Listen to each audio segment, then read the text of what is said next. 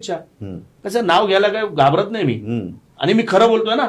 खूप डेंजर आहे जर त्यांनी ठरवलं की मुंबई आपल्याला गुजरातमध्ये घ्यायची आहे. बघा राज ठाकरे साहेबांनी एकदा सांगितलं तर त्याच्या काहीतरी तथ्य असेल. साहेबांनी सांगितलं की मुंबई महाराष्ट्रापासून दूर करण्याचं काम चालू आहे तर साहेबांनी काहीतरी डीप विचार केला असेल तरच साहेब बोलतात, नाही तर साहेब बोलत नाही.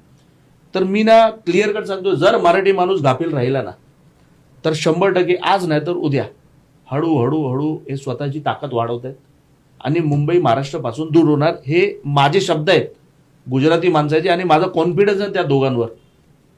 ते काही करू शकतात. जर बघितलं तर काही जी विधानसभाची निवडणूक होती तेव्हा राज ठाकरे साहेबांच्या सभामध्ये गेले, कुठे उपयोग झाला त्यांचा? नाही बघा साहेबांचा उपयोग केला की काय केलं, साहेबांनी एकदम निस्वार्थपणाने नरेंद्र मोदी साहेबांना समर्थन केलं होतं ते लोकसभेमध्ये.